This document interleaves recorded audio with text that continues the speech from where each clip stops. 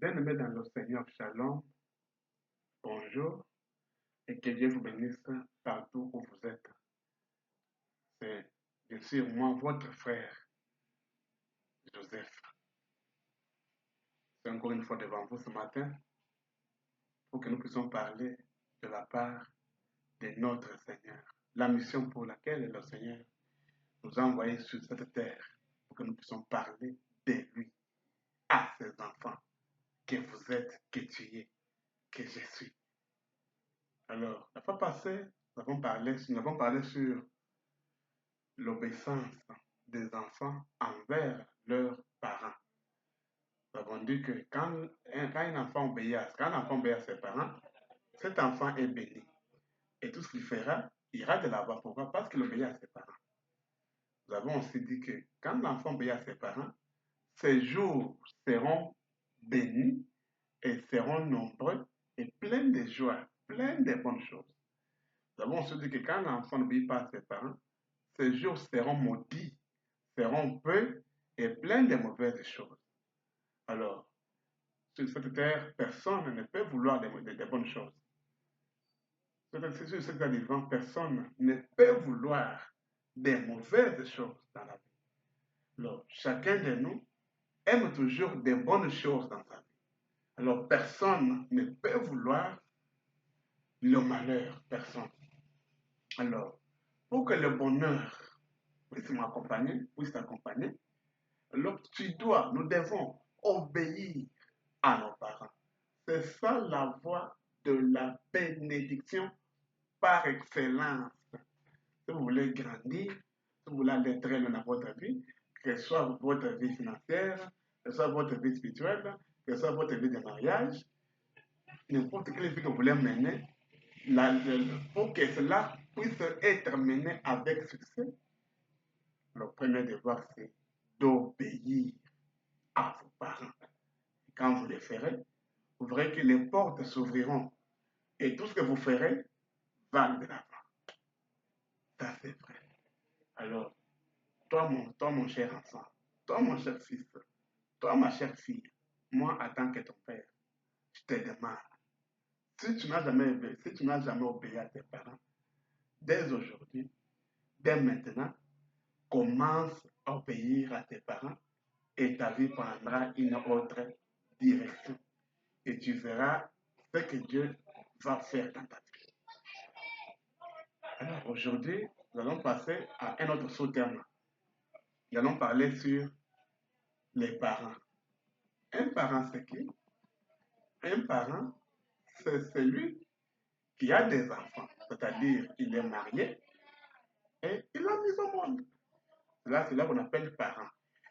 Et les enfants, pourquoi sont les enfants? C'est parce qu'ils ont leurs parents. Donc, comme nous avons parlé pour les enfants, maintenant nous parlons nous parlons pour les parents. Parce que beaucoup de parents aujourd'hui ne savent pas comment éduquer leurs enfants. Voilà pourquoi nous disons bien certains parents, pas tous les parents. Certains parents ne savent pas comment éduquer les enfants. Voilà, c'est pour exemple pour laquelle vous verrez un enfant qui a son père, qui a sa mère, mais qui est dans la rue. Comment l'enfant, toi, l'enfant qui a ton père vivant, ta mère vivante, comment tu t'es retrouvé dans la rue? C'est parce que dans la croissance de cet enfant, il y a eu l'erreur quelque part. C'est sur ça que nous voulons un peu parler. Mais c'est vrai, je suis corps médical. Je n'entrerai pas trop dans la médecine, ni dans la théologie pour parler des frères de l'âme. Mais je vais parler sur la parole de Dieu, avec ce que Dieu nous dit de faire. Un bon parent doit savoir comment élever ses enfants. C'est ça que nous sommes en train de parler. Certains parents ne savent pas quand et comment éduquer les enfants. Comment comprendre le papa vivant, la maman vivante, mais l'enfant se retrouve dans la rue? C'est comme nous disions, il y a eu une erreur qui a été commise dans la croissance de cet enfant. Voilà pourquoi cet enfant s'est trouvé où? Dans la rue. Voilà pourquoi en tant que parents comme vous, nous essayons un peu de partager avec vous certaines petites connaissances que nous avons. Alors, si vous avez aussi une autre connaissance, veuillez mettre dans les commentaires pour que nous puissions nous entraîner en tant que parents. C'est très important. Le peu que je connais, je le mets à votre disposition. Vous aussi, ce que vous connaissez, écrivez aussi pour que les autres puissent connaître. Voilà pourquoi je vous demande d'aimer cette page, de partager et de vous abonner pour que ceci puisse atteindre un grand nombre de gens. Parce que comme nous avons dit, certains parents ne savent pas comment et quand éduquer leurs enfants. D'abord, écoutons ce que nous dit la Sainte Parole du Seigneur. Nous sommes du côté du Nouveau Testament, dans le livre de Paul aux Éphésiens, dans son chapitre 4 et son verset 4. Nous lisons dans le nom précieux de Jésus, notre puissant cœur. Amen. Et vous, pères, n'héritez pas vos enfants, mais élevez-les en les corrigeant et en les instruisant selon le Seigneur. Et vous, pères, n'héritez pas vos enfants, mais élevez-les en les corrigeant et en les instruisant selon le Seigneur. Ça veut dire quoi? Un bon parent doit corriger ses enfants et doit instruire. Corriger, c'est quoi? C'est prendre des fouets. Il a commis l'erreur, ça, ne pas parler, il n'a pas compris, il m'a parlé, il n'a pas compris, allez, on chicote. C'est ça corriger. C'est quoi instruire? Instruire, c'est conseiller. Mais à part conseiller, il y a aussi autre chose que nous allons voir, que William Branham, en fait, nous a parlé. Nous allons voir.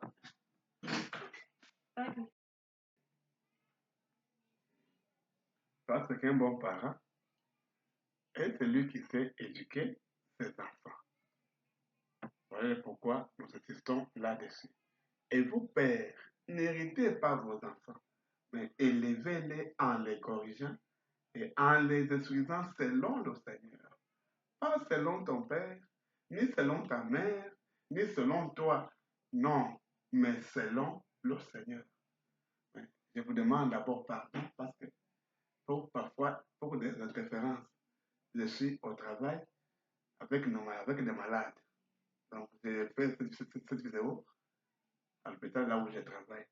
Donc, c'est pourquoi, parfois, vous pouvez voir un collègue qui entre, ne maintenez pas rigueur. Veuillez m'excuser, monsieur bien-aimé. Ne maintenez pas rigueur, s'il vous plaît. Pardon, vraiment. Je suis au travail avec les malades, mais d'abord, arrêtez pour faire cette vidéo afin de parler des affaires de notre affaire, parce que ce monde n'est pas chez moi, n'est pas chez toi. Amen. Et vous, pères, n'héritez pas vos enfants, mais élevez-les en les corrigeant et en les instruisant selon le Seigneur. Donc, tu dois élever tes enfants, tu dois les corriger, tu dois les instruire, pas selon toi, pas selon moi, pas selon ton père, pas selon ta mère, mais selon le Seigneur. La question est la suivante. Tes enfants-là, tu les instruis selon qui? Selon tes ancêtres ou selon le Seigneur? Parce qu'aujourd'hui, avec ce monde, nous voyons beaucoup de choses. Alors, instruis tes enfants selon le Seigneur et non selon notre modèle. Selon le Seigneur. C'est ça. Parce que le papa peut mourir aujourd'hui. La maman peut mourir aujourd'hui. Mais si l'enfant connaît le Seigneur n'abandonne jamais les siens. Voilà pourquoi il est bon d'éduquer nos enfants selon le Seigneur. Nos enfants doivent connaître le Seigneur quand ils sont encore à bas âge. C'est très important. Quelqu'un peut dire, mais l'homme de Dieu, comment leur éduquer nos enfants selon le Seigneur? C'est en suivant le modèle du Seigneur. Mais quel est ce modèle, l'homme de Dieu? Ce modèle, c'est Proverbe chapitre 22, verset 6. Allons-y là. Proverbe chapitre 22, verset 6. Comme je vous ai demandé, mes chers frères et sœurs, je suis à l'hôpital. Il peut être arrivé dans des différences, venez m'excuser. Proverbe chapitre 22, verset 6. Lisons la parole de Dieu. Instruis l'enfant selon la voie qu'il doit suivre. Et quand il sera vieux, il ne s'en détournera pas. C'est selon le second. Instruis l'enfant selon la voie qu'il doit suivre. Et quand il sera vieux, il ne s'en détournera pas. Mais la version que j'ai, l'autre version que j'ai lue, que j'ai trouvé que j'ai trouvé bien compréhensible par rapport à ce que j'aime dire, c'est la version de la Bible expliquée. Il dit ceci. Donne des bonnes habitudes à l'enfant dès l'entrée de sa vie. Il les conservera jusque dans sa vieillesse. Donne des bonnes habitudes à l'enfant dès l'entrée de sa vie. Il les conservera jusque dans sa vieillesse. Donc, le but c'est quoi? Donc, comme j'ai dit, j'ai beaucoup aimé cette traduction. Je vais l'expliquer. Je dis bien selon moi. Selon ma compréhension, selon ma petite compréhension, j'ai beaucoup aimé cette version. Excuse. Aujourd'hui, les parents ne savent pas quand et comment commencer l'éducation de leurs enfants. Nos parents, aujourd'hui, certains parents, pas tous, mais certains parents ne savent pas quand et comment commencer l'éducation de leurs enfants. Nous avons écouté que donne les bonnes habitudes à l'enfant dès l'entrée de sa vie. C'est-à-dire, quand? Dès l'entrée de sa vie. Entrée de la vie de l'enfant, c'est laquelle? C'est là que nous voulons parler maintenant. Je vais donner ici quelques étapes pédagogiques parce qu'un pasteur est un parent. Et un parent est un éducateur. Alors, un parent est un éducateur. C'est vrai, je suis de la médecine, mais je ne peux pas entrer dans la médecine ou entrer dans la psychologie pour parler des frères de non. Mais je vais m'arrêter à la Bible pour que nous puissions très bien comprendre, parce qu'il s'agit de la parole de Dieu. L'éducation commence quand? L'éducation commence au berceau dès le premier jour que l'enfant est né. Par sa maman, bien sûr. Dès le premier jour au berceau. Ah! Le bébé qui vient de naître peut être éduqué. Oui. Comment? En lui mettant le sein à la bouche pour que l'enfant puisse commencer à téter. C'est ça le début de l'éducation. Pourquoi? Ce lait qui sort là, ce premier lait là, que nous appelons le colostrum, le lait qui contient beaucoup de protéines. Donc, ce premier lait que nous appelons colostrum, ce lait contient beaucoup de protéines, contient beaucoup d'éléments, les éléments essentiels pour la vie de l'enfant. C'est-à-dire quoi? Ces éléments-là constituent la base pour la bonne croissance de l'enfant. Alors, cette croissance-là, donc ça dit quoi? Bon, si je vais entrer en profondeur, ce sera comme si je suis en train d'enseigner la médecine ici. Mais je vais m'expliquer un peu dans le thème clair. Ce colostrum-là, premier-là, a l'aspect des pus. On connaît les pus, n'est-ce pas? Alors, celui-là, comme j'ai dit, c'est la fondation pour la protection de l'enfant. C'est-à-dire, pour protéger l'enfant, son corps, le corps de l'enfant, comment ça peut être solide, l'immunité forte pour combattre contre des maladies, donc un corps résistant.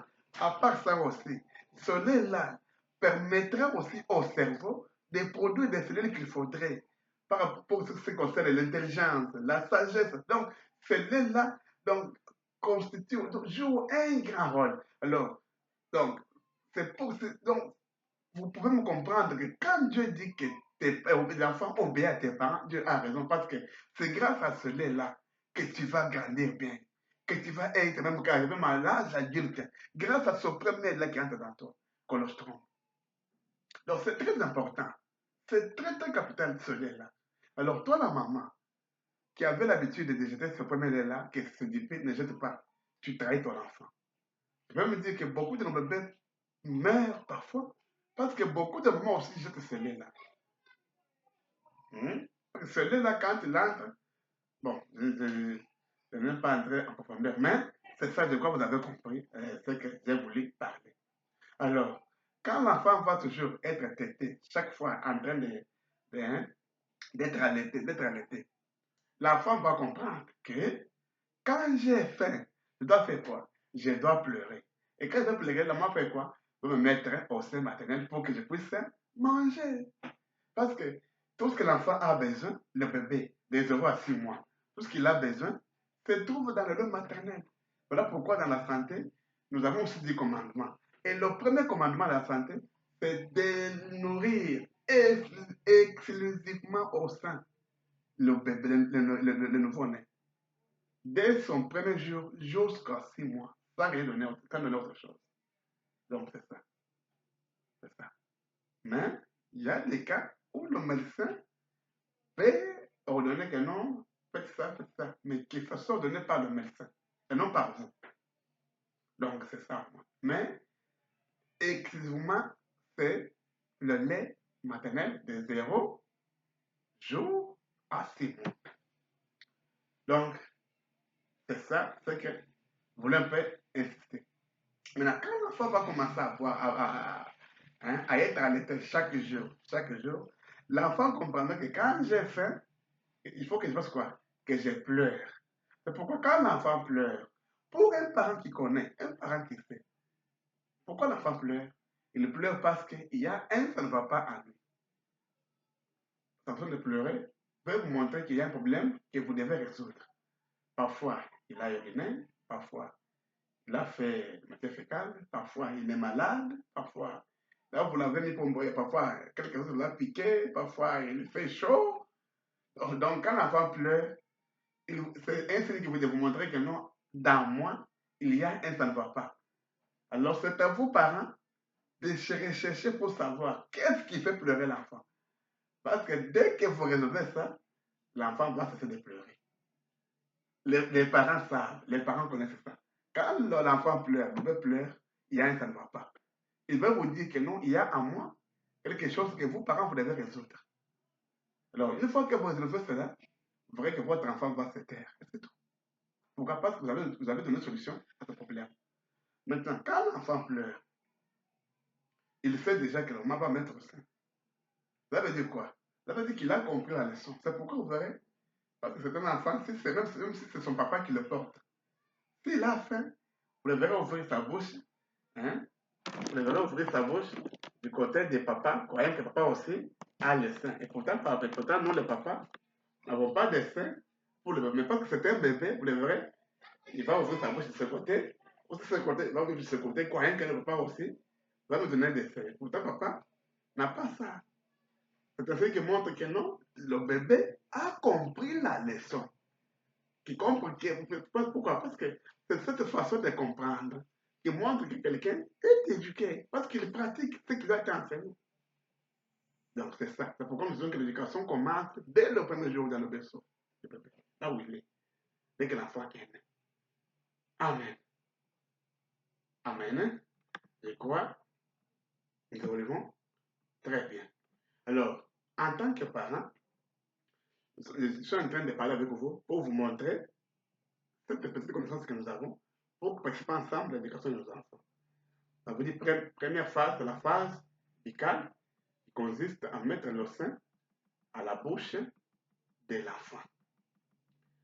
Alors, je saute la deuxième, troisième, jusqu'à la sixième étape et je parle de la septième étape qui est l'âge questionnaire.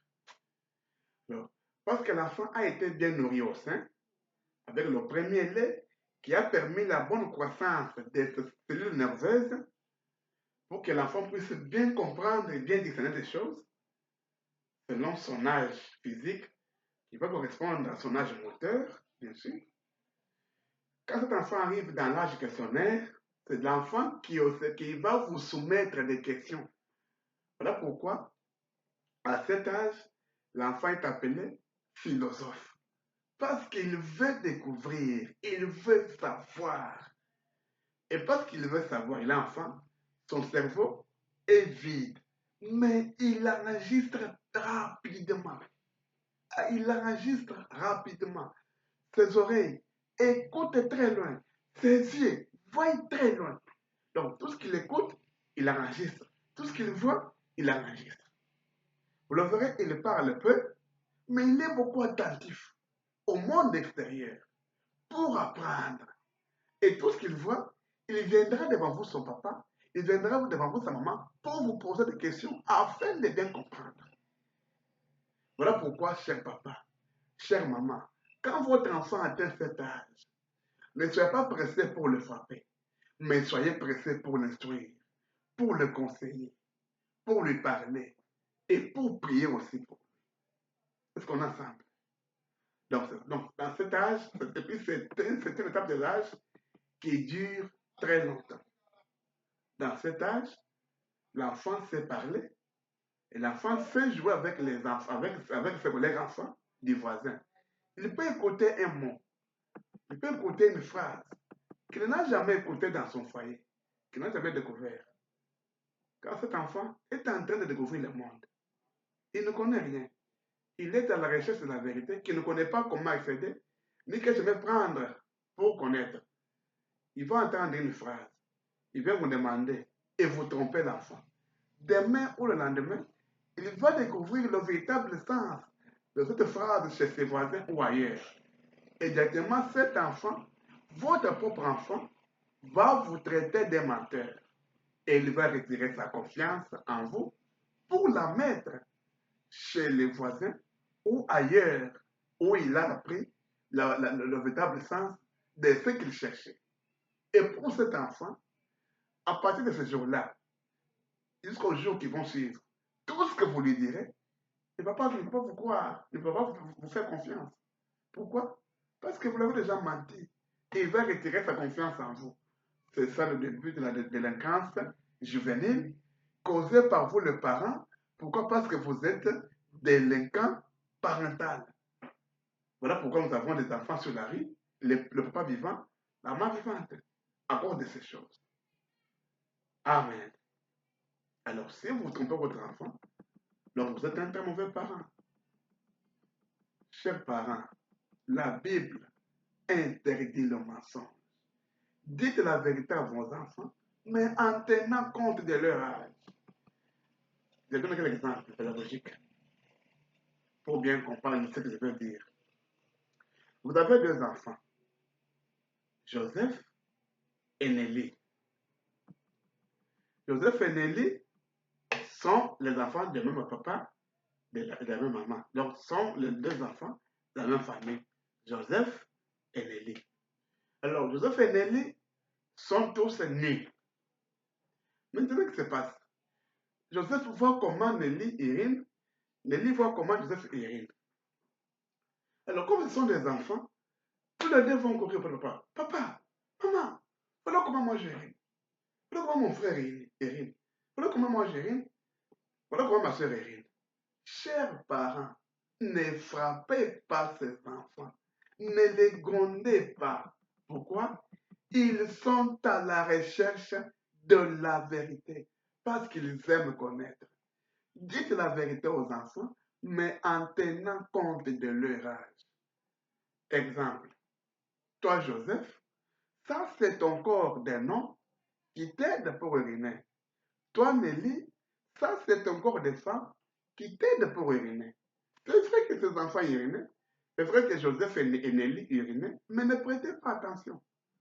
Mais dès que vous leur avez dit cela, ils ont compris. Ils ont enregistré directement dans leur fraîche mémoire.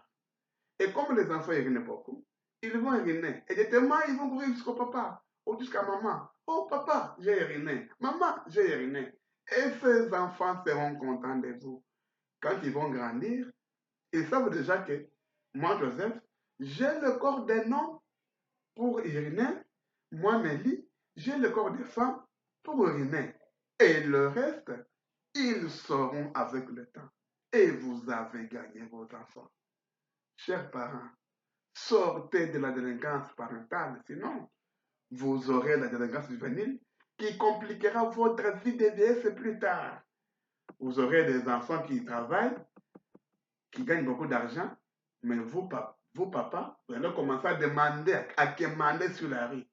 Oh, 50, oh, 50, donnez-moi. Oh, 100 francs, donnez-moi. Et pourtant, vous avez des enfants qui travaillent qui peuvent prendre soin de vous. Pourquoi? Parce que vous avez été un parent délinquant, tu as encadré des délinquants, et maintenant c'est toi qui souffres.